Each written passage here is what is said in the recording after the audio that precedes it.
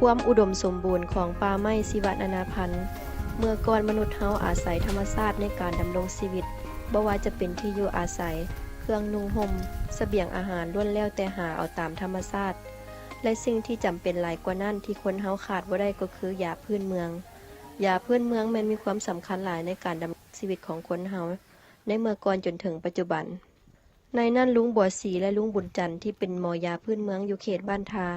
เมืองคำแขวงเสียงขวางเกือบว่าทุกๆมื้อต้องได้เดินทางเข้าป่าเพื่อไปซอกหายาถึงว่าระยะทางจากบ้านทาหาป่าจะไกลและยุ่งยากขึ้นภูลงห้วยฝนตกแดดร้อนปานใดก็ตามแต่พวกเขาเจ้าก็อาศัยความชำนาญในการไปหายาเพื่อนำมารักษาคนเจ็บ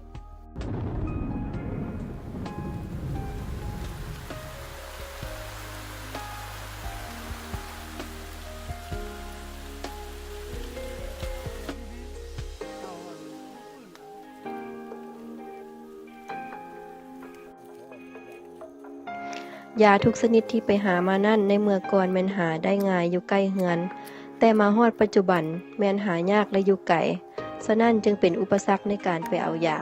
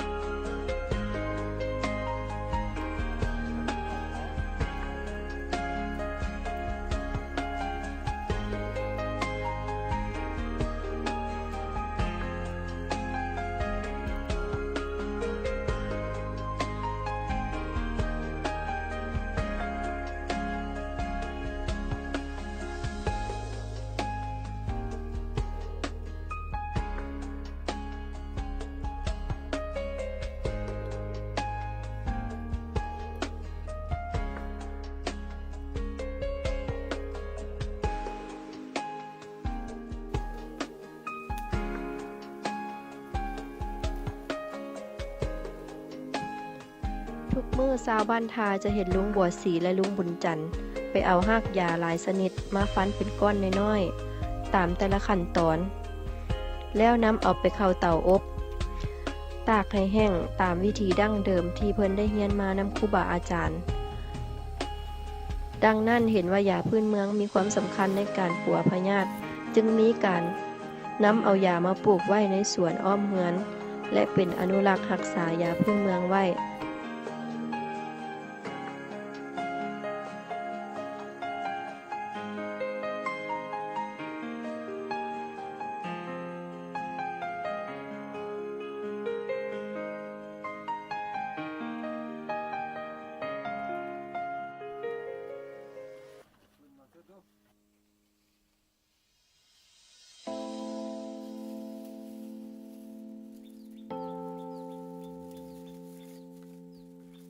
อยากมีน้อยกว่าหมู่กะอยากกว่ามะเร็งนี่แหละหายากลูกตัวนี้นะกับอาณายานะกว่านะนิ้วทงบีนี่กับอาณายาปัวนะใช้เวลาตับนี้หายากนะตัวนี้นะ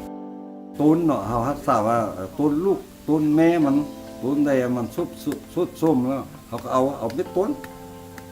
มีบางแนวนี่ก็แม่นเขาเอาก็แม่นถึงว่าบริตัดหมดนะตัดแบบว่าให้มันโป่งขึ้นนั่นเองได้รักษาอย่างนั้นแต่ว่าต่อไปนี่ถือว่าก็จะแนวใดมันน้อยก็จะได้เสริมขยายหาวิธีเอามาปลูกกันแล้วแพะอะไรเงี้ยนะต่อไปมาพอยังอยากจะสืบทอดให้ลูกเดี๋ยวนี้นะเพราะอยู่ในครอบครัวนี่แหละ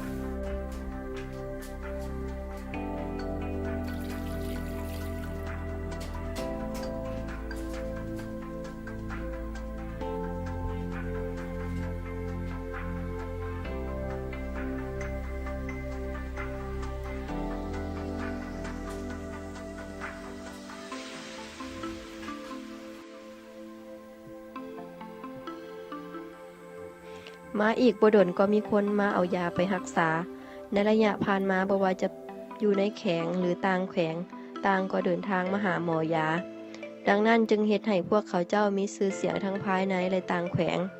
นอกนั้นสิ่งที่หลายไปกว่านั้นยังสร้างรายรับให้แก่ครอบครัวอีกด้วย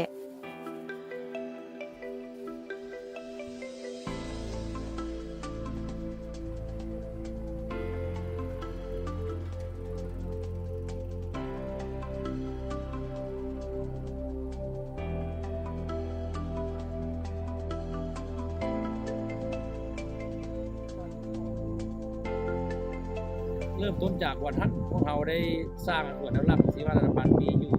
2เมืองมี5แห่งมีเนื้อที่1,400 กับ5เฮกตาร์เนาะปัจจุบันซึ่งอยู่เมืองคำอัน2แห่งแล้วก็อยู่เมืองพุทธ2แห่งพวกเราได้สร้างไว้ในนั้นและได้แผนและนอกจากนั้นพวกเราก็ได้ประสานสมทบกับโครงการ ABP และก็โครงการตาบีได้เฮ็ดแผนยุทธศาสตร์ในนี้ถึง 2030 วิธีการจะรักษาแบบไหน